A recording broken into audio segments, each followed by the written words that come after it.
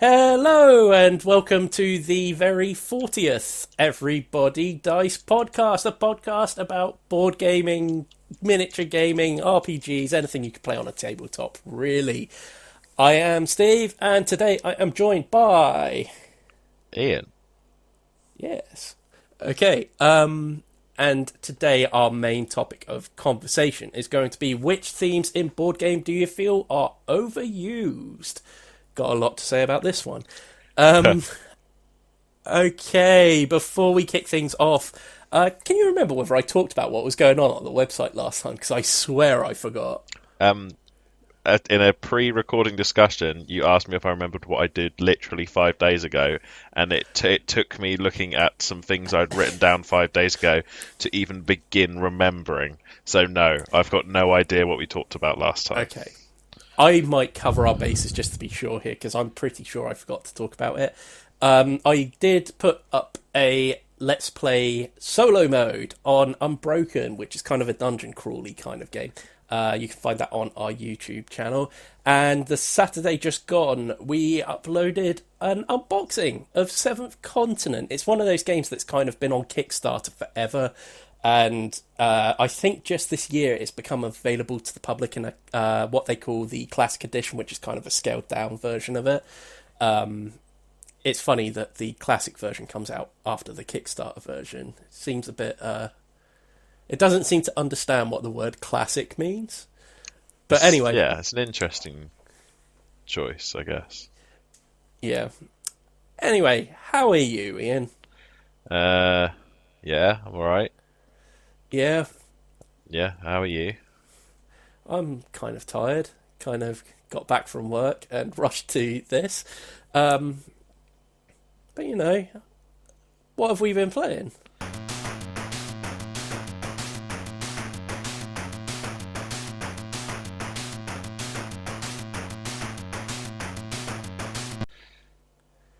Okay. What have we been playing? Well, we actually got to go down to our local game store in Toyman. They've actually opened up again for gaming and stuff like that there. I kind of want to touch on this a bit because I can understand how some people will probably be a little bit wary of it. I think they've done everything they can. I would argue their tables are big enough that if you go in and you see probably a maximum of 4 people around those tables, you can actually keep 1 meter plus and stay within those social distancing rules. I would say any more than 4, and you're probably starting to break the rules a bit. Masks are required in there. It is hot in there because they've turned the air conditioning off because, of course, with this going on, you can't really have air conditioning. It helps spread the virus more. But I know now you have to wear masks like you have to do in all shops at the moment. They've also got like hand sanitation stations downstairs, so it's kind of like on you to keep your hands clean. It kind of feels like they've done all they can because they have to stay in business, basically. I don't think there's any ideal way of being able to play board games at the moment. But I feel more comfortable going there to play games than I do having people round to my house, where I feel social distancing is not only more difficult, but also it kind of feels like if someone was to come round and spread the virus is in my house then, and it's spread to my house. Whereas there, obviously, surfaces that have been touched really should be cleaned, I suppose. I'm pretty sure the guys are cleaning it down, but it's Yeah, they're taking it seriously, but everything's done in a way that's keeping it as business as usual as possible, which is nice. yeah. I mean, we got the chance to talk to Pete, the guy there, and he said, they have gotten a little bit of flack for opening for gaming and stuff like that. But I definitely feel like you're safer there than you are having people round into your own home. Yeah, I feel I would like. agree. Yeah, because it's a place that is obliged to sort of clean and enforce social rules and stuff like that. Whereas in a home, it's harder to do that, I guess. Yeah, I think they've provided, but I think the way I would put it is they've provided all the means for you to be responsible for maintaining hygienic, good hygienic standards, and maintaining your own level of social distancing, because they've spaced out the tables far enough apart. Like I said, they are big tables. So if you sit one person opposite another person on the other side, there is 1 meter plus between you, which is what the government currently advise. Right? Yeah. I mean, I'm kind of looking for some level of agreement that I'm not being an asshole about this. No, I suppose. I think But so long as it's handled correctly, I think stuff is starting to go back to a norm. Like, so obviously you have to wear a mask in their store section. yes, you have to wear a mask upstairs now as well. You do now, yeah. Now you do, yes. Yeah. Yeah. It's So, only because I popped in like a couple of days after we played and bought some My Wings. But yeah. yeah, I was wearing my mask. Yeah. But, okay, now that we've gotten that out of the way, because I kind of feel like it's important to say that, really. Me and Daryl played a bit of Cosmic Encounter Duel. Have you ever played the original Cosmic Encounter? Because I do own that, and I can't remember whether we've ever played when you've been around It before. sounds like the sort of thing that has been played in my presence before my arrival. Right. Okay, And I have 'cause witnessed the end of it multiple times, but never actually played. I can remember getting very stressed out over games of Cosmic Encounter before. It's one of my absolute favourite games. But it's also one of those games where the table can decide to team up and pick on one person. And when you're that person, it can sometimes feel kind of crappy. I remember in one of the games, I lost a game without even having taken a turn. That Because would annoy the hell out of me.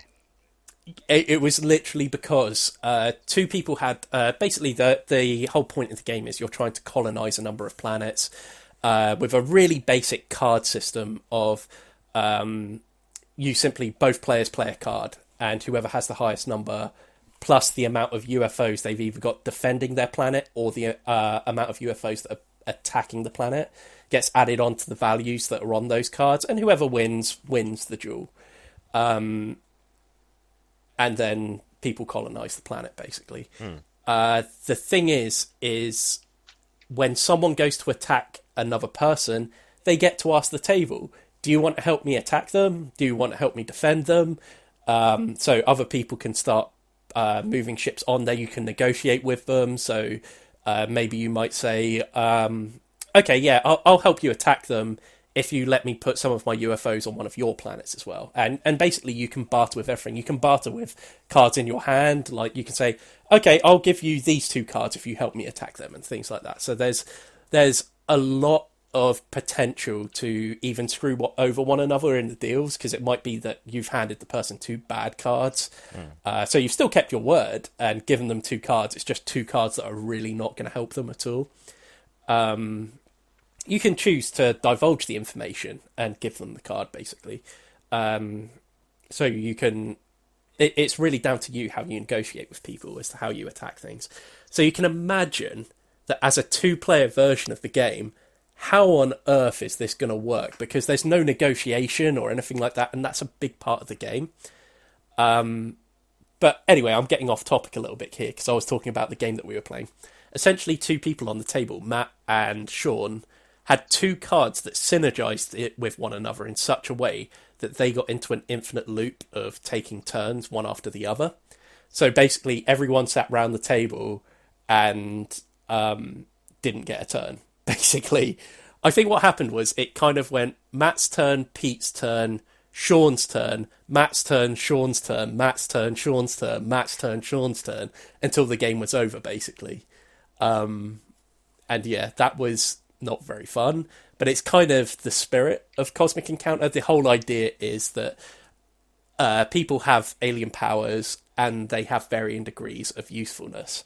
You could come up with something really useless. You could come up with something amazing. I think there's one alien called the Judge in the original game where he gets to set the terms of every single duel that he is involved in. So essentially, he could just say, okay, the terms of this duel is I win the duel, basically. They can just do that. It doesn't mean it doesn't guarantee them the game, because they can only use it when they're attacking someone, I think. So whenever they're defending, they don't get to set the terms of the duel. But it's incredibly powerful for when they are attacking, but the table can quite easily gang up on them and nullify it. But it's just something kind of fun. And I think that's the point with Cosmic Encounter, and the reason why it is regarded as such a great game is simply because people just like to have fun with it. It's incredibly satisfying to have a fun alien power than an overpowered one necessarily. Like, there's one which is like a pirate that gets to steal other people's ships, which is like a really harsh thing to do, because essentially you're taking their ships and you're holding them hostage.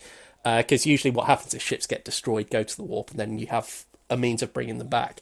Whereas the pirate, it's not a useful power in terms of winning the game, but it's a really unfair bargaining chip that they have, that they can steal other people's ships and then basically use them to say, okay, you're going to help me here, because if you help me, I'm going to give you some of these ships back, or something like that. It's just something you can really have fun with.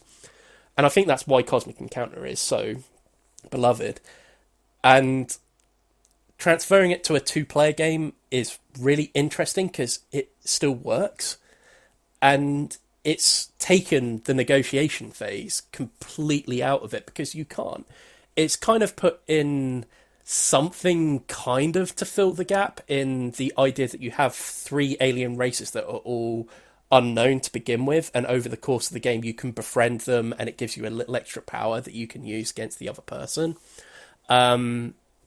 But like, the playing of the cards is still the same. You pick one card. You wager a number of ships this time. So you have dials like in X-Wing, where you can set how many ships you're going to send to attack each planet as it comes, and you just blindly put it in. They eventually get turned over, and say you'll have 4 ships against 3 or something about that. You then go into this phase, which is new to this game as well, where you play a tactic card, a tactic token, that is basically a rock, paper, scissors style scenario, where you're either choosing to attack the other person, boost your own shields on your UFOs, or refreshing your tactics, because once a tactic's used, you can't use it again. And they all have different numbers on as well. If someone manages to wipe out all the UFOs on a planet before the card playing phase, which is the same as original Cosmic Encounter, then the person just wins before that phase even happens. Otherwise, if one person has 1 ship left on the planet and the other one has 4, the one with the more UFOs on there has ship advantage and gains an extra bonus to the card that they've played in. So there are little systems in place to substitute for the negotiation phase. I know for a fact Daryl said he really enjoyed this game. It still has the random craziness in it. The alien races aren't quite as crazy as in original Cosmic, but what is quite fun is the random drawing of event cards. Every event card tells you to either have a duel on a planet, an event will happen, or everyone gains a certain amount of resources. And then it tells you at the bottom which card pile to draw from next, and that dictates how play basically runs through. You can get some pretty incredible things from that. I know Daryl sent you a photo of the whole thing that basically said, if you win this duel and you would win the game, you lose. So all of a sudden, both players are desperately trying to lose the duel rather than winning it. Because we actually had that scenario where Daryl was about to win, and then that card was drawn about having the duel. It just kind of like gives you these amazing moments of, oh my god, I could actually win here despite being behind, and the other person going, oh god, I hope I lose this one. You know, it just makes you think in a completely different way, and it's that level of randomness that makes this game really, really fun. We're gonna have a proper review of this coming in the near future, so I don't really want to delve too far into it. But I can say that both me and Daryl very much enjoyed this game. So spoilers for the review, but we do both like it. But it does have a couple of faults, and I will go into them in our actual review of the game. Ian, you have been we decided you have done some RPGing, right? I've definitely played D&D, and Okay. my memory is so bad that I couldn't remember what we did. That is not a fair reflection on how fun the game was, and more a reflection of my degrading mental state as I get closer and closer to actual full adulthood. I really thought you were going to go the death route then. I'm genuinely worried. Like, it wasn't that long ago, and I had no recollection. I was like, yeah, we definitely have, but no idea what we did. God, it's really bad. But yeah, no, it was a good session. It was a short session. We were missing Quit, who is the elven sorcerer. He was doing interviews for our new boat captain. Okay. Not actually, but like that's where we said he was. Sure. So he was hiring like a new staff manager for our boat, basically. But anyway, we were sort of milling around, and some little kids were handing out flyers for Heroes for Hire. Now, right, okay. I think it's fair to say my character wasn't at all interested in this plot loop that the DM had dangled in front of us. Okay. Kat's character was like, I want to do some other things, and then Cam's character was like, well, I need the money, so I'm going to do it, and I'm going to drag the others with me. So I begrudgingly went along, and that is how the story goes from there. So we visited like this big library, and there's an older guy in there who collects artifacts, and he wanted like this magic watch. So sorry, I misheard that. Then I thought you said a magic walk. No, a magic watch, like a TikTok style clock. Sure, sure. And so he sent us like he thinks where it might be, and I thought, fine, we'll go hunting for the stupid clock. Like the very reaction, I was like, Ryan, this feels like a dumb easy quest. Let's go. And sort of we scrounged around for a little bit. We spoke to some like artisans and some antiques people who pointed us in the right direction. We finally found this weird, creepy place that sells antiques. Anyway, there's this old woman at the door who gestures us in. We start looking. We ask her if she sells a watch, and she does the biggest giveaway look. Like, looks up, like, towards the door that would go upstairs, and then looks upstairs and sort of goes, nope, no watches here. Okay. So I ask her to show me the watch a second time, politely, and she says no. So I blinded her. With a spell, not like with a dagger or anything. I'm not a maniac. I blinded her, and as she fell about the place, I just went upstairs. I said, just like shut her up, put something in her mouth, and tie her up or something. And the other two were like, wow, that escalated real quickly. It's like, I don't have time for liars. I want to go about my business. So I went upstairs, and I walked into a room that I felt looked about right. And there's these two gigantic suits of armour and a safe at the back of the room. And I sort of looked around, and I was like, this is a trap. The suits... I thought... This is too inconspicuous. So I cast the spell on myself that means I don't have like a magical signature, and went about my day. I went up to the safe. I tried to pick the lock, but apparently it was too old, and I sort of failed. So then I thought that it belonged to an old woman, so she's going to leave her password around, because that's what elderly people do. They write down their passwords and leave them lying around. I passed that test very successfully, found like a riddle which had her password on, and then opened the safe. And there was a little leather pouch in there. Luckily for me, my character's disinterest in the quest meant I just grabbed the leather pouch and some money from her chest, from her safe, and just wandered off. As I started to wander out the room, these knights came to life and started looking around the room for me, but they can only detect like. So I cast it on the safe, the non-detection. Right. So they came to life, but they couldn't figure out who opened the safe, so they just wandered off. So something like that. So I wander out the room, and I walk past Callum's character, and I chuck in this little leather bag, and I go, quest complete, let's go home. Sort of, like, it's like half an hour in, and we're and I'm just like, yeah, we're done here, and there's this woman, like, rolling around the floor because she's blind, and some knights just stumbling around in this antique shop, knocking things over in the background, and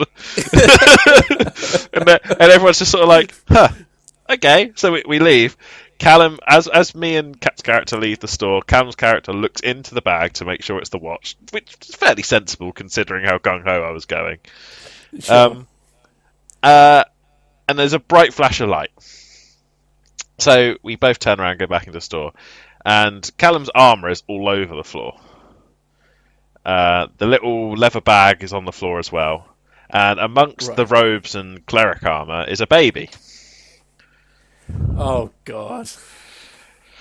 And immediately, as I left the store, and Sean said, "There's a big white flash of light," I was like, "Oh, for fuck's sake, Callum's going to be a baby."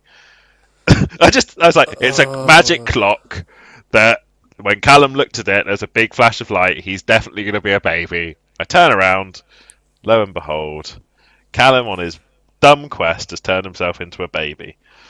So is he actually playing a baby now? So we'll get to that later. So I walk into the store, and Kat's like, "I'm not looking after the baby."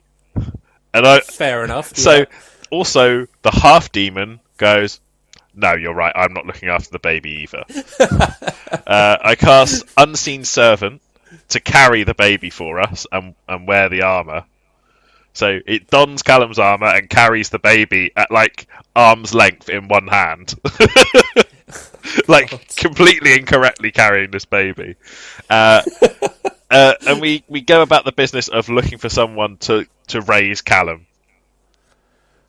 So you're going to just dump him on someone? That was our plan. We were like, well, one of the characters in the game from now on is just going to be solo session after solo session. We were just like being looked after by some random couple. I think oh my god! Kat goes, we head to the nearest bar, looking for a buxom lady that would like to look after a baby. And I'm like, was it that she's buxom?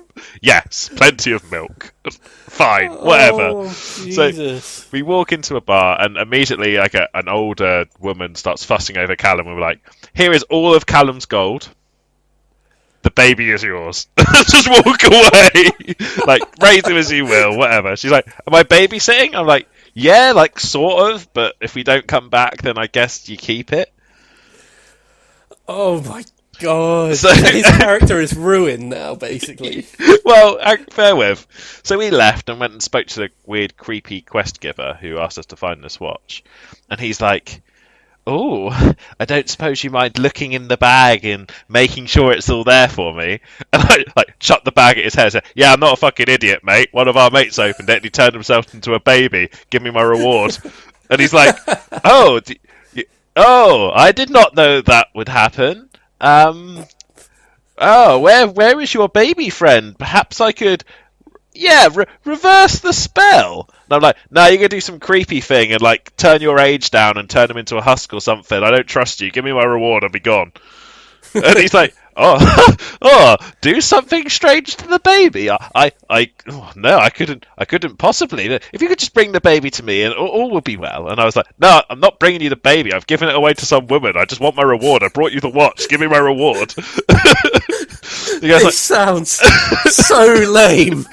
Oh my god! And the guy, eventually, I think Sean broke a little bit, but the bloke broke. He's like, "For God's sake, give me the baby! I want the young baby! I need it!" And I'm just like, "I thought you said you didn't need the baby." Like, no, I had lost my temper for a moment. "I don't need the baby." I'm like, "Well then, all is well. Pay us and we'll be on our way." So the guy ends up like paying us and giving us a reward, like super begrudgingly, like, well, I guess they've done what I've asked. They brought me the watch, but not the baby. He's like, "I will double your reward if you bring us the baby." Jesus. And me and Kat look at each other and like, okay. so we leave. Wait, you do? We leave and we think, right, well, we can't actually give him the baby, can we? And I'm like, worst comes to worst, if we're forced into it, in a situation where we need the money, we can give him the baby. And she's like, yeah, sure. And then I was like, but short term, why don't we use the cool bag of animals you got as a quest reward from him, and I'll disguise it as a baby, and we'll do it that way. And she was like, yeah, sure. So she pulls a ferret out of a magic bag, which she got as a quest reward. We sort of dress it up a bit, and sort of disguise it as a baby, and head straight back in. Like, no time has passed. We just pull a ferret out of a hat and turn it into a baby and walk back in. And he gladly takes the baby, and he goes to like this weird summoning square and holds the watch up and starts chanting all sorts of rituals and stuff. And like, there's me and Kat just like stood on the outside of the summoning circle, just laugh, like sniggering under our breaths. And then he does like this big spell, and he's looking really happy with himself, and nothing happens, and the ferret falls out of the basket. And he's like, "You idiots!" So let me just backtrack here a little. This adventure sounds really lame, but in the best possible way. I felt this sounds like the sort of thing where you will have immense fun doing all this stuff. But oh my god, how could anything good come out of this adventure? I was really enjoying toying with one Callum, whose character is now a baby, and that's why it's lame in the best possible way. So at that point, he's like, he completely loses his rag and tells us his plan. He's like, "Oh, I need that baby to stop myself from aging. You idiots! I asked you to do one thing and you couldn't do it right. I've never met anyone more frustrating." Like, he's getting really angry. And at this point, I decide to just laugh and walk away. And I'm just like, cool, rubbish quest. Callum had this coming. I'm out. So has this adventure essentially ruined one character? No, because it accelerates a little bit now. So okay, I leave the room, and Kat's sort of like, well, I guess I'm going with him. Can I have my ferret back? Sort of. He's like, no, you can't have the ferret back. Sort of losing his rag, and he gets so cross with us. There's that huge metallic construct that's like looks like a statue, and he brings it to life with like the combination of magic and this watch to chase us down. Okay. But I've long since left. So so Kat's character's just in a room, and this giant metallic construct starts like gurgling and coming to life. So she runs out the room. As I'm sort of leaving, she like runs past me, and I'm like, what? This huge like mech thing just slams through a wall and breaks it down, and it's just behind us. At this point, this woman has the baby. She's managed to figure out where we are, because she's like, it keeps talking about pigs, and I don't know why. I need your help. I can't look after this baby. It just keeps talking about pigs. Was that a solo adventure that he kind of like did on the side? Yeah, or so is this just like a fudge thing for the woman? Basically, he sure gave him the opportunity to try and rescue himself because we'd beansed him off. So he's like, try and communicate with the woman. You have to roll, and if you get a success, she might get an inkling of what you're trying to tell her. And he's like, okay, I'd like to tell her I'd like to see some pigs. And this, me and Kat are like, maybe like he means because the museum had like some like animal bits. Maybe he means that the museum might have some bits and the library might have some stuff on pigs, and she'll take him there. Maybe he's like, absolutely not. My character is convinced that pigs are a deity now after our last quest and wants to look after his god.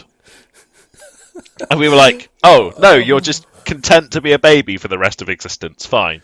So this woman's like, I don't know what you mean about pigs. Why does it keep talking about pigs? It won't stop. This is tiny little baby just yelling pigs at me. I can't do this anymore. Oh, this is ridiculous. And just tries to find us and like asks for where we are and like turns up at this library thing. And with this baby, like, please take it back off me. It just won't stop talking about pigs. I don't even want your money. Like, just, and then obviously this huge mech just bursts through the wall. And she's there like, what is going on? I've got this baby. And I sort of sigh to myself and cast invisibility on myself. and wander back into the library. So at this Yeah. point, Callum, who's a baby, a buxom bar wench, who is just a simple person, and Kat pretty much by herself are fighting this gigantic mech that was designed as like a boss for all of us to fight. Right. So Kat's like throwing ferrets and rats and stuff at him from them. Her immediate response was to start chucking animals at this mech, and like if she throws it, the ferret climbs it and just splat. Just kills it instantly in one hit. It's just ridiculous. Meanwhile, I've gone invisible and I go back through the room, and there's the creepy guy who gave us the quest is like walking backwards and forwards, pacing, just like idiots. They've ruined everything. I'm never gonna have the baby. I've wasted my mech. Oh, this is ridiculous. And I just walk up behind him and just break his neck. Right. I just kill him. I'm just like, you sent a mech after me. I'm thinking in my head, if I kill him, maybe the magical connection to the mech stops and the mech collapses.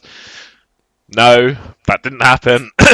What did happen though is because of the curse he was using the watch for, Callum turned back into a naked adult. Okay. So I kill. Hopefully in the buxom lady's arm still. Well, it like falls out of the buxom lady and knocks her to the floor completely naked. But like, I'm not in the room for this, so I killed this guy. I can still hear the mech going on outside. I just think, ugh. That didn't work. Fine, I'm going to steal everything while I'm here. Just went through and stole stuff. So Callum's now a naked naked dwarf. Okay. And then Kat's fighting this monster. So they're like fighting and doing stuff, and like they're attacking the monster. It's not doing much damage, and it's like knocking them aside and smashing them about. Callum's casting spells again. It's all going like okay, but like they could do with the help of a third person because it's a hard boss. So they're fighting it, and they're just about getting the upper hand. And he goes, all right, we'll go back to Iain now. What would you like to do? Is like, I'd like to search for stuff of interest. Like, what are you looking for? I was like, cool stuff like that mech, and like just stuff I can sell, magical items, things like that. Cool, roll 20. Cool. There's a big button, like and a series of levers. I was like, cool. I press the button, I fiddle with every lever. I want to see what it does, and I do it, and like the mech just shuts down. And I walk out of the library carrying all this loot, like. Ugh. So I killed the guy, and I stopped the mech. We've done your stupid quest. Here's your money, MVP. Let's go home. And just So I hate to do a cheap plug for the Patreon here, but can you remember on the newsletter where I explained to you and Daryl the plot to the film Getting Any? No. The film about the guy that's basically just trying to get laid. Yes. And it turns into loads of things of him being turned invisible so he can go peek on ladies, and then gets turned into a big fly monster and stuff like that. I remember now. I kind of feel like how you guys probably felt hearing the synopsis for that film, from that adventure. So I feel like we're kind of even now. Yeah. It was a really good session because it was a shorter session because we went as free. I kind of really enjoyed playing a character who just was forced into doing something. Was very much like, come on, we're going on an adventure, and I'm like, no, I'm waiting here for quick because we got to go sell drugs. And they're like, no, come on, it like 30-minute adventure tops. Fine, I'm coming, but I'm not going to pretend to enjoy it. And it's just, I feel like everything Sean threw at us, I circumnavigated in some way, either by accident or intentionally. Yeah. And completed. Well, like, I didn't really do. I didn't kill. Well, I killed that bloke, but like, I didn't do. And I blinded that woman. But like, I didn't harm much. Like, it didn't. It's not like we walked in and I was like Eldritch blasting everything, like happens sometimes. Like, I was just kind of using utility spells and getting through the day. Yeah. But like, I walk out with all this loot afterwards and just hand it out to people. Just like, okay, cool. Now we can go home. Will you leave me alone? I think he's becoming like Rick for Rick and Morty in that. It's just really doesn't want to do stuff he doesn't want to do, and when people make him, he's just like, fine, but I'm not going to enjoy it. Oh dear. Shall we move on? Yes. Shall we talk about the other game we played at Entoyment? We should do that. We played The Crew, all three of us. The Crew has come up on a number of podcasts now. You could say that we were a crew playing The Crew. I don't know why you would. You shouldn't say that. But you could. Okay. But you could. Yeah. Okay. Yeah, we've talked about The Crew a few times on the podcast before, mostly about how people are raving about it. I mentioned that I've already played this with my parents before on another podcast. And yeah, we got the chance to play it all together. Now, if you don't know what The Crew is already, it's a trick-taking game, but a cooperative one, which is very unusual in the world of trick-taking games, which are usually very, very competitive games.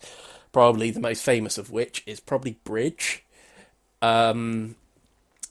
But yeah, with this one, it's less about winning as many tricks as possible, or in some games, losing as many tricks as possible. It's more making sure the right person wins each trick. And it's determined differently throughout each game. There's basically a logbook that you have that explains how each game is set up. So you pick a number of tasks that need to be completed. Sometimes they need to be completed in a certain order. Sometimes you may have it so that one person has to lose every single trick. And essentially the idea is that you then distribute a deck of cards evenly between all players, and you keep playing in circuit. So one person who's the current leader on the mission will play a card, and if it's pink, it means that if everyone has a pink card, they have to choose a pink card to play. Whoever has the highest number wins the trick. So an example of that might be that you draw the task blue 3. Essentially, this means that someone has to say, well, I think I could win that one. You may have multiple people around the table that will say, I think I can win that trick. And it's down to the leader then to distribute the tricks amongst the people around the table. It's interesting because you're not allowed to talk about what cards you have in your hand. However, it does have a communication system about it. Essentially, you can pick one card from your hand that you can play in front of you, but not actually play. And then you take one of your tokens and you place it either at the top, the bottom, or the middle of the card to denote whether it's the highest value number card that you have of that suit in your hand, the lowest number card of that suit you have in your hand, or if you put it in the center of the card, the only card of that suit that you have in your hand. So essentially it's about using that smartly so that you can communicate with everyone else as to how each trick is going to play out. The game itself is so set on you not actually communicating that using stuff like that is so vital to getting stuff done. It really is. Like, I've got to admit, it kind of makes it fun as well when everyone round the table, except for one person, understands what someo's done, which happened a good number of times. Specifically, one person who doesn't understand. I think we had one game of it where Daryl had given us one piece of information, which meant that there was only one card that he surely should have been playing on his turn, and he didn't. And we were both kind of like, we were going, there's literally only one move you can make here, which guarantees we win this game. And he just had no idea. And he was the one who'd given the piece of information as well, I believe. Yeah, he had all the information he needed. And he just, and there was another round where we were sat there giving each other information. And we were both looking at Daryl expectantly, like, there's one card you can show here which will tell us whether we can do this or not. And he showed us the one card we already knew he had, which is the Black 4. And we were like, what are you doing?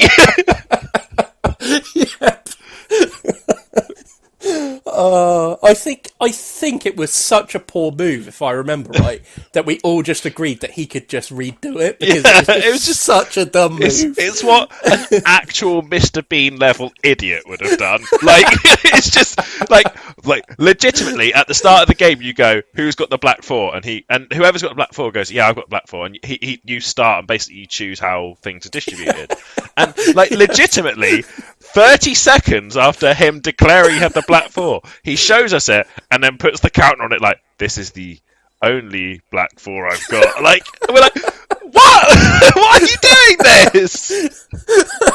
You complete idiot. Oh God, it was so frustrating. But we absolutely bossed the round where someone had to lose every single trick. Yeah, so I had to lose every single trick. Yep. I think Daryl immediately made a mistake on that one as well. So, Possibly. So you play you played a card that was like the 9 of, maybe it was this like the 8. I remember for the like a very first time yellow was 8. I burned the black rocket cards straight away. I think one of them you played like a yellow 8, and I was like, brilliant! I can get rid of my yellow 7 or something like that. And then Daryl played a yellow 9, and it's like, you don't need to win. You don't need to win. I've got the yellow 6 now, and I can't play it because you played the one card left on the field that can beat it. Yeah. If you know you've got the yellow 9 in your hand, you know that you can play any yellow card from your hand because you're confident that I was going to win that. Yeah, trick. It doesn't matter. So, I need to lose, not you need to win. Just because there's no higher card than it. Just to explain, there's no higher card than a yellow 9. Essentially, 9 is the highest card of each suit. So if he had the 9 in his hand and I had already played the 8, it means the highest card that Iain could possibly have had was a yellow 7. So he should have kept that yellow 9, and just even if it was the yellow 1 that he played, it didn't matter. That would absolutely be the best move he could make, in fact, at that point. We then spent the rest of that round trying to get rid of my yellow 6 in a way that meant I didn't win a trick. Which we successfully did, to be fair. It was fine. But it's just, when you look at some of the stupid plays, like it's like he's trying to shit play us intentionally. It's like playing a game online with someone and they do stuff like to legitimately grief you intentionally. And you just look at his face afterwards and there's no intentional there. It's just the empty space where his mind should be.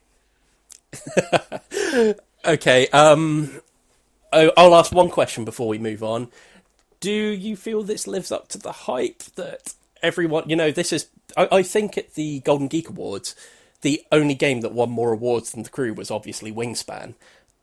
Is this game that good? I was super disappointed that we ran out of time. We couldn't play more. Yeah, but the really cool thing is enjoyed it. The logbook, you can actually just keep up with where you've finished off, so you can easily carry on the next time. So Mia and Daryl can easily pick this up again sometime. So I'm with you as well. I really enjoyed this. I thought it was a super good game. They've packed a hell of a lot into what is a very small box. They've done a lot with a little, and I really appreciate that. And you know what? We're going to hear about The Crew again later in this podcast. So we'll move on. Sure. I believe you have some LARP stuff to talk about. Yeah, it's not. And It's not big LARP stuff. It's okay. You can talk about, because I have a video that I have to watch on my phone. Oh yeah, talking about this. So basically, it's just me and Sean and Jordan basically decided to go to the New Forest and shoot our bows. So it's just LARP practice stuff, but we like discussing things in character. Nothing major, nothing serious, nothing actual RP. But it was nice to get back in. We're slowly getting back into the LARP swing of things. In September, when the next event would be, that's been cancelled, we're planning to sort of book an area on like a campsite and go in character and wear our kit. Really looking forward to it. But it was good to get properly out and shoot bows and things. But we sort of, at one point we filmed our bow shooting to see how in time our volleys were and stuff like that. Just sort of partially for like the ego of watching ourselves shoot bows back, and partially for the sort of watching it back and seeing how we can improve. So it's quite interesting watching because we all have very, very different techniques. But yeah, we're shooting it and then finished off the video by me shooting the camera, which I really enjoyed. I haven't gotten to that part yet. It's it Oh, here we go. I think. Oh my god, that's a super good shot at the end. legit. If I had not hit that camera, no one would be seeing that video Yeah. because it would have been embarrassing to aim for it and miss at the end of what we did. But yeah, it was fun. It was good to sort of catch up with some charactery bits and discuss it and see what we're planning on doing. We've been discussing it a lot during downtime, so the potential of getting a sinecure, which for the sake of the purposes of easily explaining it is, what we're going to do to try and make money is just get loads of herbs and stuff and sell them on the market. So we're going to all have our own farms and make money that way, and yeah, it's quite cool. Like, it's just nice to be back in the swing of actually discussing it and chatting it and buying kit and things like that. Sure. It's been a frustrating year for a lot of people, but, it's another one of those hobbies that you just can't do at the moment, Yeah. It's just the logistics of everything makes it really hard. But hopefully soon. Hopefully this will all be over by the end of the year, but there's no guarantee of that. Yeah. Okay, I've got one last really quick thing to talk about, and that is I've been teaching myself how to play Texas Hold'em, which I have no intention of starting to gamble. I seriously do not have enough faith in my abilities to be able to do it. But it's just one of these things where I've had a poker set for a long time because poker chips are generally quite handy to have. They're especially good for keeping track of scores of things like that in various games where the tokens aren't particularly good. And I actually use them in person for the wrestling RPGs as well, usually. We didn't get to do it. Like I've only played the wrestling RPG with you guys online before. When I play in person, it's a really good way of being able to track how much momentum everyone has. So you can actually see kind of how much each other's got, and they can throw in like momentum when they decide to use it to do a specific action or something like that. It's really interesting, actually, because as someone who's always felt like I don't understand how people can play online poker, because essentially my understanding of poker, if you watch films and stuff like that, is always about people's tells and things like that. Yeah. Like how certain things, like their eye might It's twitch almost if they're lying a or something level like of mind games and like people interaction and social skills almost, as well as the tactics of the game and the knowledge of the way the game plays itself, I guess. And I suppose online you don't get that at all. It's just the sheer maths of the game. Yeah, but the funny thing is through playing a little bit of Texas Hold'em, just in case you don't know, Texas Hold'em is a version of poker where at first 3 cards are first of all everyone's dealt 2 cards. There's a round of betting based on what 2 cards people have been have received. I won't go into what all the different hands are and things like that. You guys can look up that yourself. But for the sake of it, you've got things like the lowest thing is a high card, then a pair, then 2 pairs, then 3 of a kind, and so on and so on and so on until you get into the flushes and stuff. But the idea is once you've had a round of betting just on the information you've got of what 2 cards you have in your hand, 3 cards are revealed in the centre of the table, at which point you see what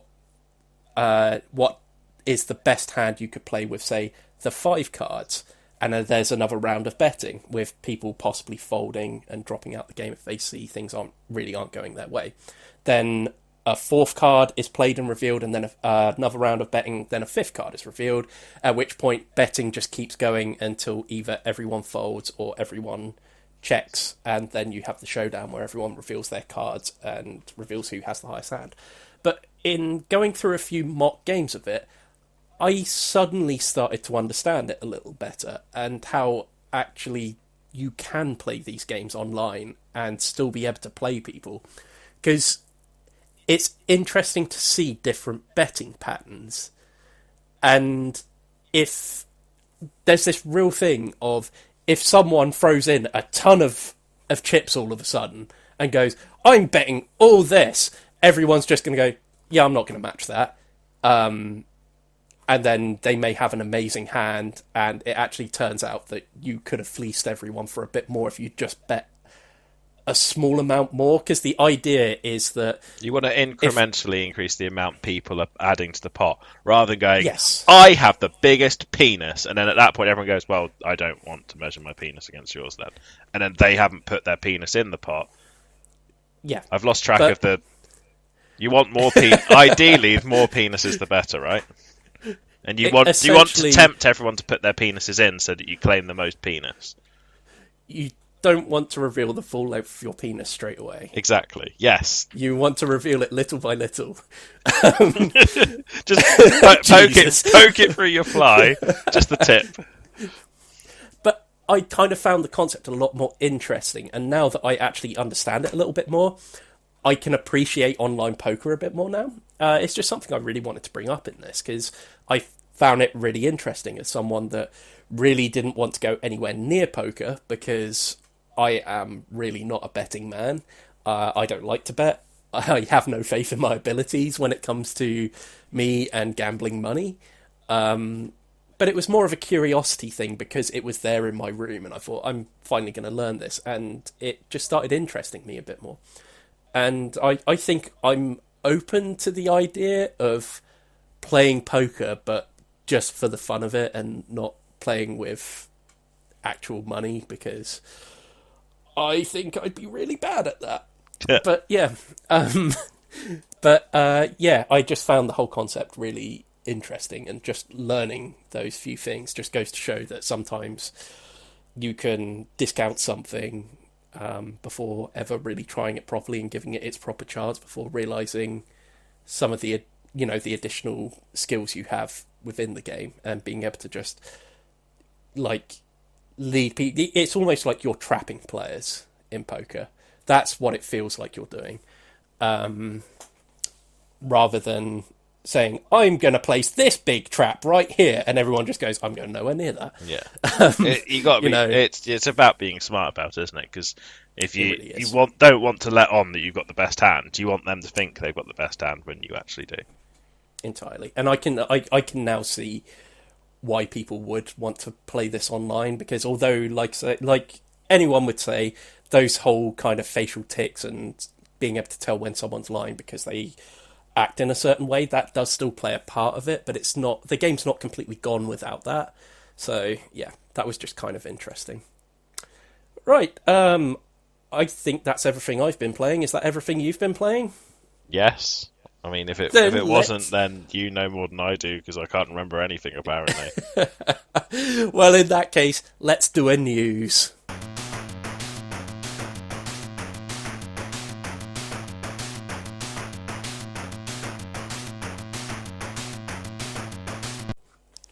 Okay, so first up in the news this week, the official Pokemon TCG has released a kind of board game version of itself, and it looks kind of interesting, because it looks like it's designed in such a way that it allows kids to play with parents and stuff like that, because there's no deck building to it or anything like that. You're not really adding cards to your deck. What you essentially get is the rules of how to play, and you get 3 pre-made decks, a Charizard deck, a Mewtwo, and a Pikachu deck. It's called a Pikachu deck, but there is a Raichu on the box. The intention is to surpass your Pikachu and get a Raichu, which I just, yeah. I think, though, Pikachu is a very recognisable character, I think, so you can understand why they put that on there rather than, say, Raichu or something like that. Here is your lovable friend. Now learn how to make him into a more powerful killing machine for the purposes of animal slave fighting. Yeah. But it's just, this is quite an interesting product to release, because Magic the Gathering have been doing it for a number of years. But I think that's done in a bit of a different way. I think the board game version of Magic the Gathering is almost a little more like Commander or something like that, whereas this looks like it's really there to help kids that don't necessarily get to play Pokemon cards with their friends all the time to be able to play with their family, because I think building a deck requires a certain amount of investment in Pokemon. Like, if you have no Yes. interest in Pokemon, you're not going to want to build a deck. And I think that probably would put off a parent from being able to play Pokemon. Whereas if they said, oh, it's a board game and you don't make a deck, these decks are made for you. And I know there are pre-made decks and stuff like that, but this just seems like it's tied up in a neat package. It looks like you've got kind of a board there, I can tell from the packaging. There's not really a picture of what the board I assume it's looks the like, but it's just one of the battle mats, basically. essentially that looks like what it could be. But I think you can play this between 1 and 3 players, I think. So I think it's got the rules of play for being able to play like in a almost like a triangle kind of match. I know it's a triangle match if you do it in Magic, I think. I don't I know if don't think there's there's such a ever thing in been a thing Pokemon. like that in Pokemon TCG. Right, So I'd okay. be surprised. I think it's more just so that you can try different decks. But yeah, it'd be Yeah. cool if they had it. Yeah. I mean, basically I'm reading this off of the NintendoLife.com website. Basically, what they say on here is for more than 20 years, the beloved Pokemon trading card game has connected people across the globe over their shared love of collecting cool cards, trading them with friends, and playing the official game. With Battle Academy, we're excited to give families a fun and accessible way to spend quality time together while bonding over something both kids and longtime fans of the franchise adore: Pokemon TCG cards. So I think that pretty much sums up what I was just saying, basically, that this is basically a way for kids that can't necessarily be playing Pokemon cards with their friends all the time. Let's say they only ever really see them at school or something like that. It gives them the chance to be able to play in their own time at home or something like that, say with their parents. Because let's face it, I think if I was a young Steve and went up to my mum and dad and said, "Can you play Pokemon cards with me?" they would probably say, "No, I have no interest in that." But if I went up to them with the board game equivalent of it, which is designed with it, and they get to take one of the decks, they know that I'm also playing with a deck that I have not tweaked. I think they'd be more receptive to it, I Yeah, I think. guess it's more of like a standard construct game than it is like something they have to get fully in depth with. They can just jump in with a pre-made deck. So Yeah. Yeah, but apparently it also gives you codes as well, so you can actually take it online as well, like you can do with a lot of other Pokemon products. Um, so, I mean, it offers you the way into the actual main game as well, so you never know, you might be able to get mum and dad on board with the Pokemon game after playing um, the Academy game. So, yeah, I think this is a fine idea. Um, Next up, would you like to talk about the Fantasy Flight releases? I believe there's been a lot of Star Wars there releases. has been a lot of Fantasy Flight Star Wars releases. Um, Legion, I'm guessing? yeah, Legion, X-Wing, and Armada. So there's Okay. been a lot. So Armada has had the we'll start with Armada because it begins with A. Yeah, that was intentional. So they've released the Clone Wars stuff. So they've got like starter fleets coming out for. Well, I think that's due into like September. Um, Okay. so we've got the Separatists and the Galactic Republic. What's interesting about it, because that's something they did with Armada for initially, like the Rebel Alliance and the Galactic Empire, is Hmm. that you had a Star Destroyer versus the little frigates and stuff that the Rebel Alliance had, which was cool. They've definitely gone for a more balanced conflict with this one. So we've Okay. got like escort ships and stuff for like a small, looks like a small cruiser or frigate or something, and then the same for the Separatists. Hmm. And then they've got squadrons packs for those as well. So I think it's Y wings for the Galactic Republic and tri fighters, the little droid tri fighters for the um, separatists. Uh, Okay. for Legion,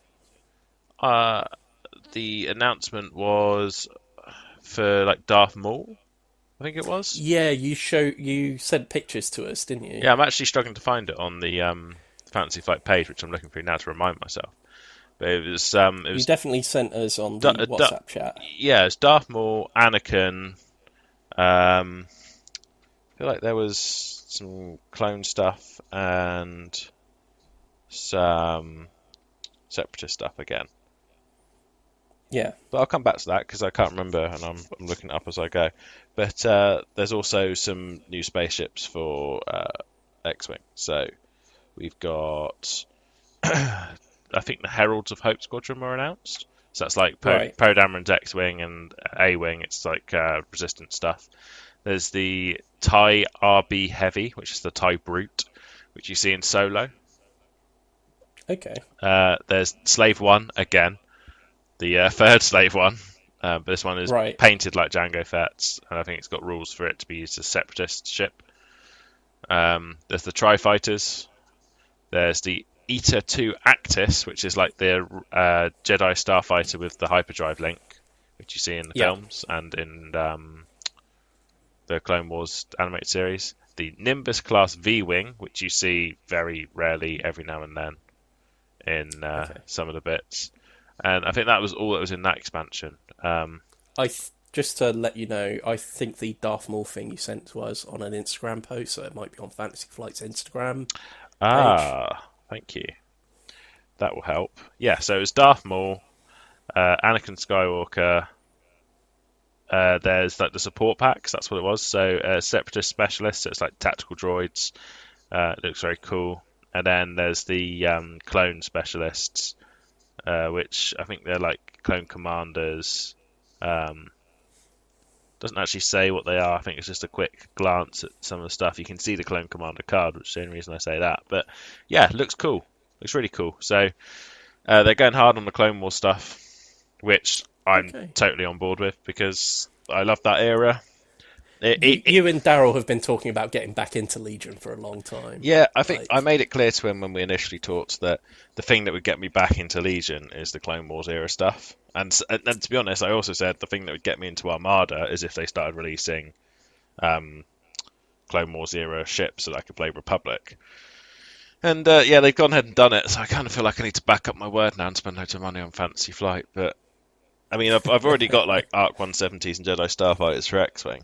Because I really like them. The Arc 170s are really cool. I know they've got the Lark gunships are coming out, like the next model version of them for clones. So there's some cool stuff already, but yeah, Armada is something I think me, Andy, and Daryl have all been chomping at the bit to try. Yeah, Daryl's had the starter set for a long time. Oh, he's had it for ages. Yeah, I think I'll probably buy the clone star pack, the Galactic Republic, just so that I have the models. I like them. Yep. But I'm definitely looking forward to like the big Star Destroyer style ship they have. I want to say it's like a Gladius Star, Gladius class Star Destroyer or something. Yeah. It's very cool. Venator. I don't know why I said Gladius. I think there's something called a Gladius. The Venator class Star Destroyer. It's like the old, like the ones with the red stripe down the center. Yeah.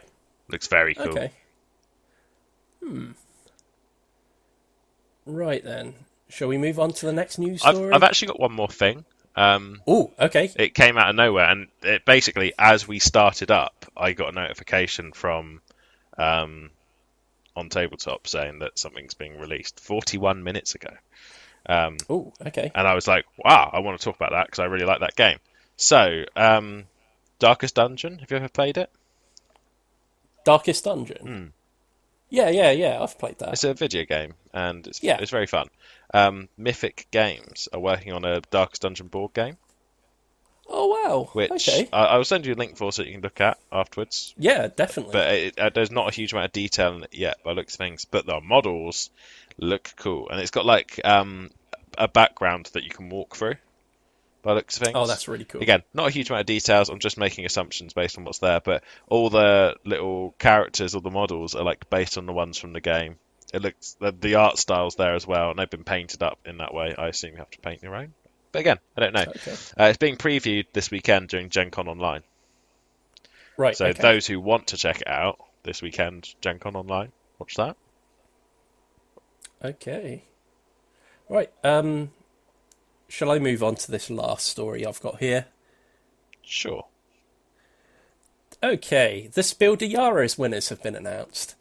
For those of you that don't know, Spiel De Jahres is probably the best known award in board gaming. So the idea is the Spiel De Jahres is usually awarded to kind of like the best family game. And this year it has gone to a board game called Pictures, which I know nothing about, funnily enough, in typical Everybody Dice fashion. So what I'm going to do is read what they've written on the Spiel De Jahres website itself. Okay. Building blocks, shoelaces, symbol cards, and more. At first glance, the 5 sets of materials included in Pictures couldn't be more different. So, nevertheless, I actually have heard of this. Ooh, okay. That is like possibly the first time I'm ahead of the Steve curve. Don't you? What can you tell me about it? Isn't it? I don't only know a little bit, but don't you have like loads of random assortments of garbage, and you're supposed to make a picture for your other player to guess? Let's have a look. Okay, so I'll carry on. It says, nevertheless, they will all be used for the same purpose. Players must recreate a photograph so that their opponents are able to identify it amongst all the other photos displayed. This might not be so simple, depending on the task and the materials you're using, so you'll need to use some creativity and abstract thinking. You'll also need to keep an overview of the rest of the photos in the grid so that your creation doesn't accidentally resemble a different picture.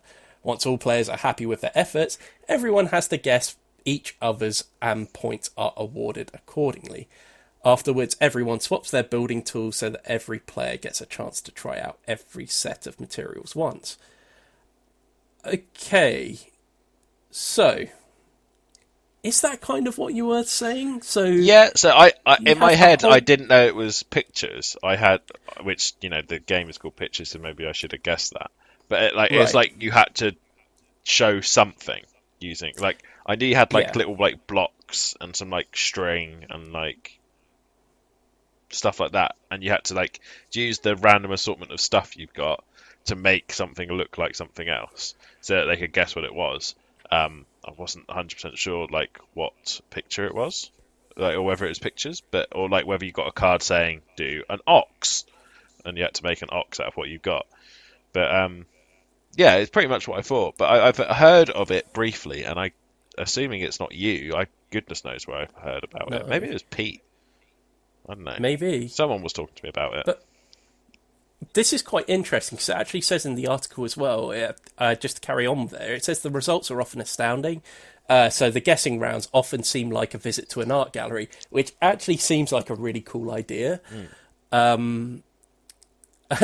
Featuring great aha moments, not the Alan Partridge catchphrase, but nor the 80s band. No, of course.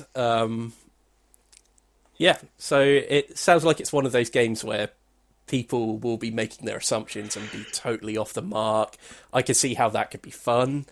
Just to let you know, the other 2 nominations for this award were My City by Rainer Knizia and Nova Luna by Uwe Rosenberg. I know both those people, so not personally. I know them as game designers and very much enjoy their work.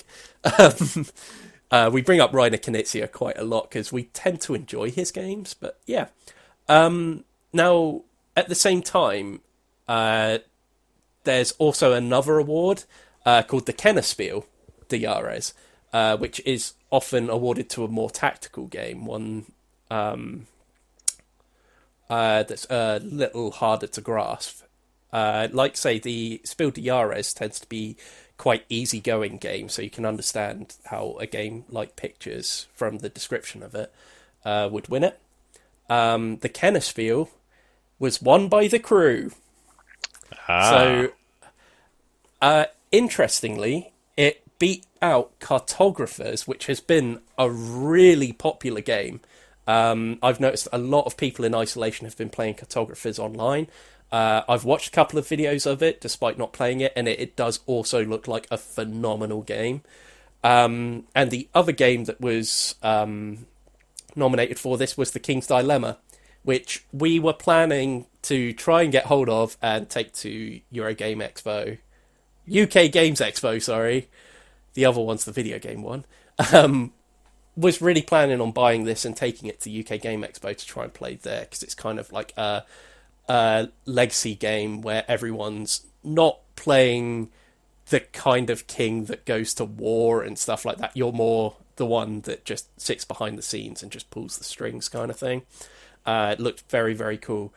But the crew, at this point, I'm happy to see it winning awards, because every game I've played of it, I've really enjoyed. Now, I think all three of these games would be games that I would really enjoy, to be honest with you. So, yep, happy about that. Do you have anything to add to the crew winning? No, I think yet another award. I think if it's winning awards, it just backs up what my initial thoughts have been from playing it, that it's really fun. Yeah, it's simple but complicated.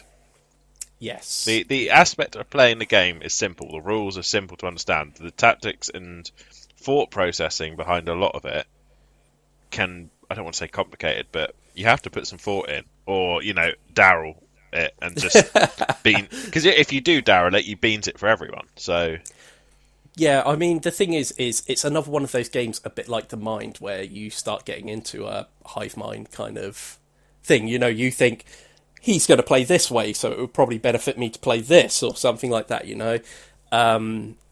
Like, I know Daryl is going to play his highest possible card, so I'm going to play this card this round. You do start to think that way, so you're not playing the way Daryl doesn't you understand think you should play. that we all have to win. Yes. So we all have to compensate for that. God, the good thing is I think he has probably a higher chance than normal of listening back to this podcast as well, of just us ragging on how he plays the crew. I don't think we've had a podcast in the last few where I haven't spent some time rinsing Daryl for his... I feel like on this one, both of us have done it, though.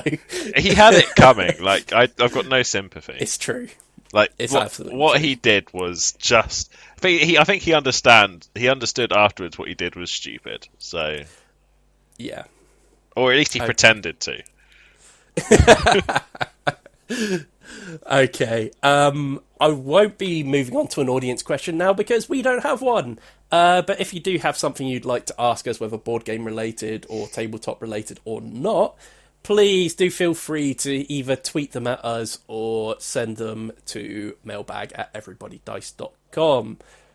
If you haven't added us on Twitter already, why not go over to Everybody Dice or search for Everybody Dice on Twitter. You will find us right there. So I think it's time to move on to our big topic.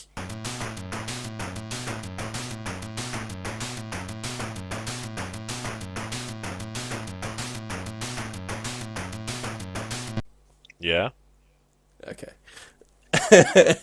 Okay, so we had, as per usual, 3 different options made available to our patrons. If you would like to become a patron yourself, you can do at patreon.com/everybodydice, where you can gain access to our newsletter. You also get to help us choose what the main topic of this podcast is. Well, not this particular one, but any future ones. And also you get to help which game we review each month as well. So the 3 topics that were available to our patrons this month, or this week, sorry, would be: how useful a resource is BoardGameGeek.com? Which mechanisms in games would you like to see used more often? But our winner, as you already know from the title of this video, which themes in board games do you feel are overused? Who wants to go first? I feel like you've got some pent up stuff you want to... Zombies. In everything, not just board games. Okay, in films, in video games. I regret my decision, because that was going to be mine. Oh, that's perfect. Like, yeah, the amount of zombie-driven board games that there are out there is obscene. I enjoy Zombicide, I enjoy Dead of Winter, but I don't want to have too many games in my collection that are zombie-based. I just don't want it. Like, I can understand that Dead of Winter and Zombicide are two very, very different games, but that's all I want. I know there's tons more out there. I keep seeing them all the time. I think I just like zone out from them now. So I wouldn't be able to name any more right now, but I know I see them all the time when I'm looking through new games that are released, and I just automatically scroll past them now. There could be some really good ones in amongst them. It's just the theme is just so overplayed, but Yeah. in in video games as well, and it's not been a recent thing either. It's No, I probably think it been started around Walking Dead. I mean, for video games, I think it started Left 4 Dead. And then yeah. once it gets some popularity, everyone sort of jumps on the bandwagon, and it's It was like Xbox 360 where you were getting things like a zombie edition to Red Dead Redemption and yeah, stuff like that, where there was no reason why at all. And like Call of Duty, every single one seems to have a zombie game now, and you just think, why does that even need that? It's just, yeah, I'm not a fan. So, your thoughts on it? I was going to say exactly the same thing. It's yeah, it's zombies are just just like literal zombies. They get Yeah, everywhere, and it's difficult to stop the spread. Um, yeah, I think that is probably the main one for me. It's kind of at this point you've kind of taken the wind out of my sails actually, because I only really wanted to complain about zombies. I don't I didn't like The Walking Dead. Going back to our controversial opinions one, right, okay, I didn't hate it, just not interested. yeah, that's fair enough. And it's not because it's bad. It's just because it's zombies. I just don't have Yeah, room in my life for more of it. I just don't care. yeah. Give me a different It's style of apocalypse, please. it's funny though because like I've got an Amazon Prime subscription and I quite enjoy horror films, and yet when I go on there, it's pretty much just all zombie films and ghost films, and that's it. Like, there's so much more to horror, and it just seems like there's a real hang up on those. That Yeah, so I take an issue with this as well. Is I'm not big into horror, and I know you are in comparison to me. sure, Um, I I think that a lot of films use jump scares in order to get a cheap scare out of someone, and yeah, that's lazy. it is And 100%. that's what frustrates me because there's so few that don't do that that I don't. I usually just ignore them if they come up because I'm just like, I'm not interested in being jump scared.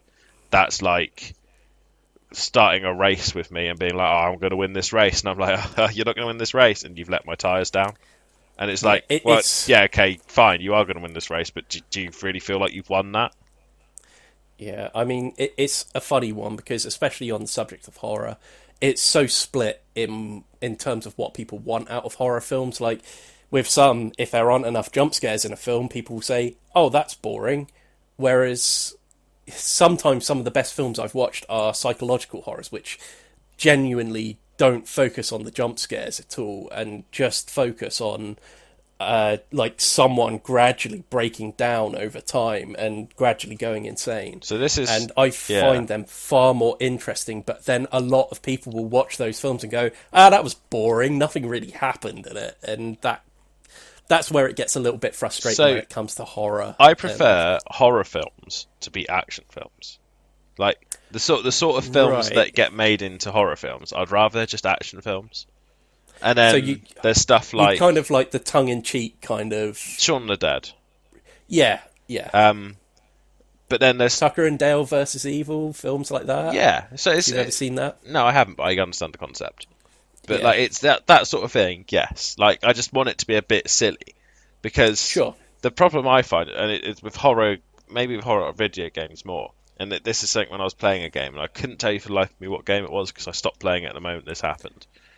yeah, I was playing a game and I paused it quickly because I was being yelled at that something was going on, and I had to stop the game. So I paused it and yeah, walked away. And when you pause the game, it leaves the screen up, but with just obviously like options, quick game, save game, blah blah blah blah blah.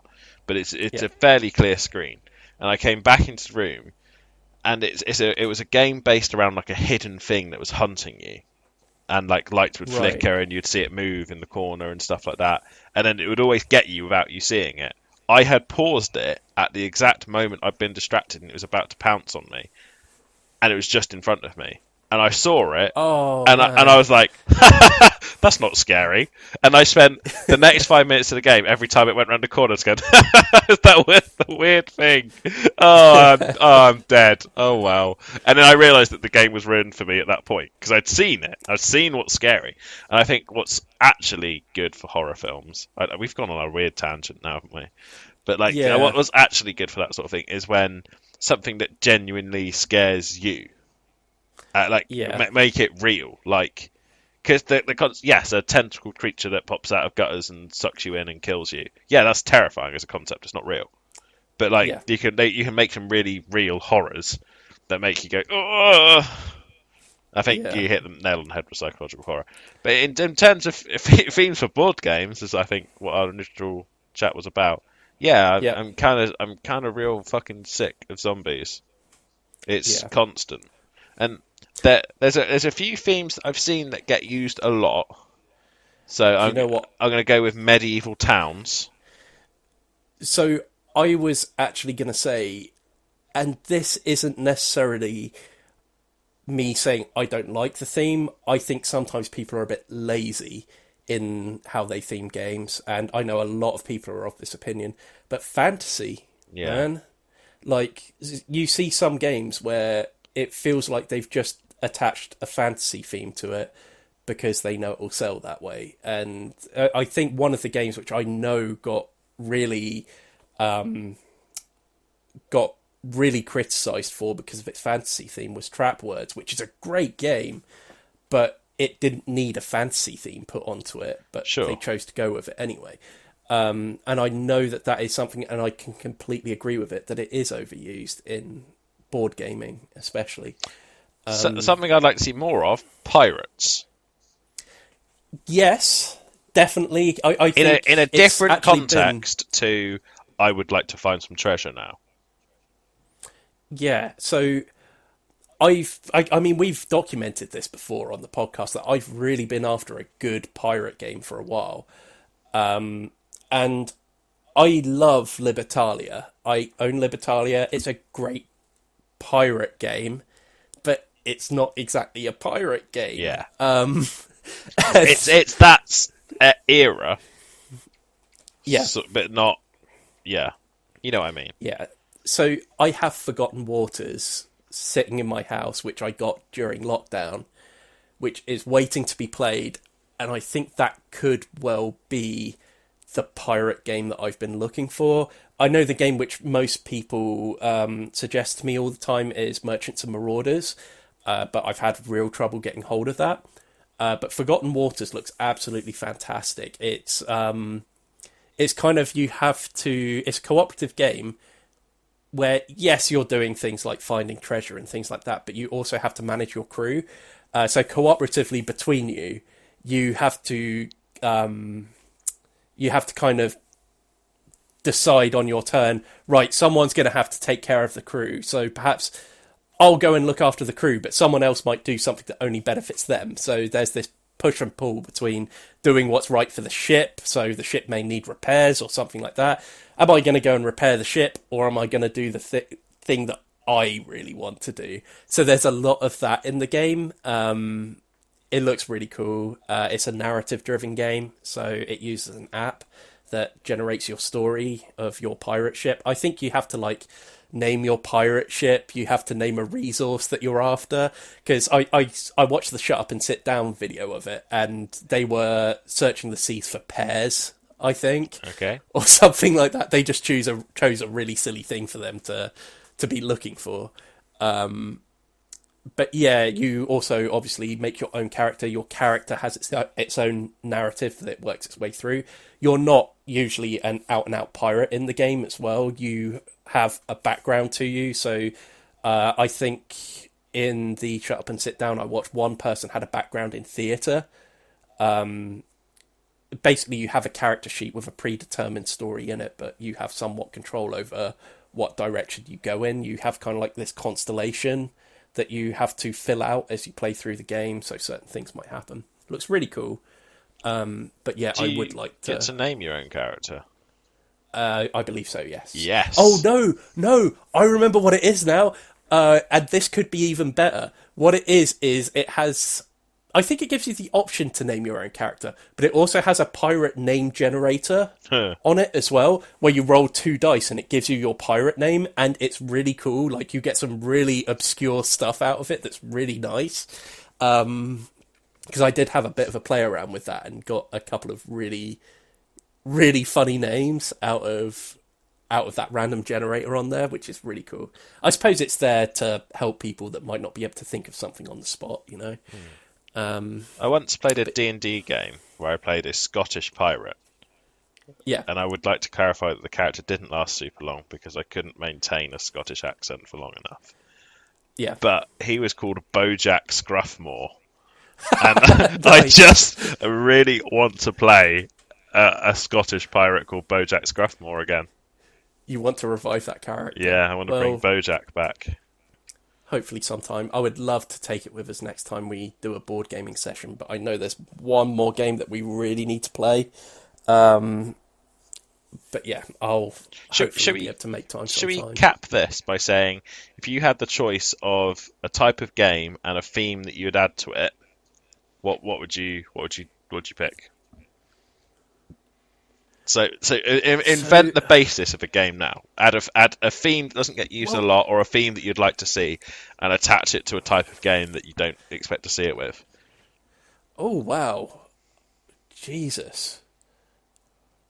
Do you want me to go? Because I've thought of one. Yeah, because I'm struggling. I would like to see a World War I cooperative card game where you and your group of buddies get through harrowing things that happen to your characters, and you have to survive to the end of the World War I.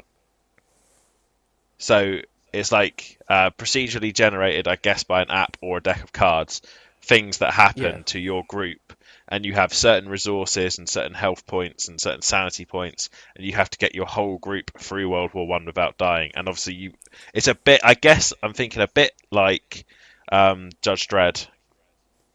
Oh, the Cursed Earth thing. A bit like Cursed Earth, but like not like traveling to a location. It's like things happen to you whilst you're on the front line. You can get split up and stuff like that. I just like the idea. Like, I don't think World War I is a theme that gets a lot of use, but I think it'd be good for like a game where you're telling a story about characters stuck in that harrowing situation and just trying to see it through. Do you know something? There is, just to take this off topic a little of board games, there is an old Amiga game that I would say look up.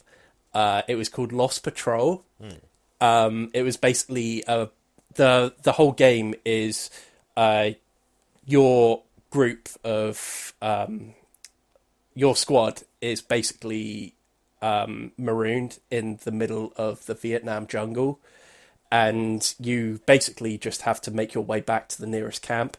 But lots of different events happen along the way. It's a stupidly hard game that throws really unfair stuff at you. A bit like the Cursed Earth, actually. But it very much does play in a way like that, as in you've got lots of different characters with lots of specialised skills.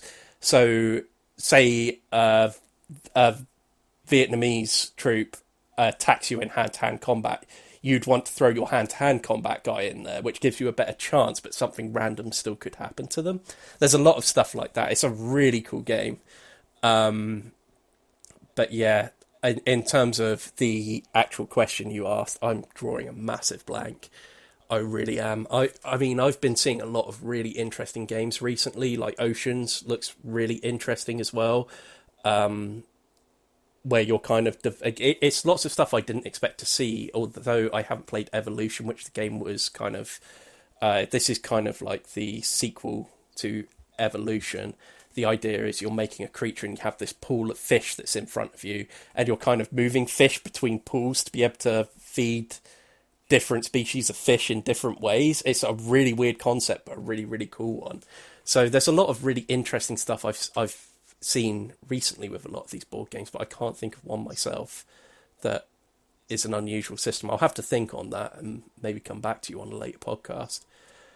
But I kind of feel like we've gone on for long enough here because, as per usual, we say, oh, I reckon we'll just hit an hour on this one. It'll be a bit of a shorter one.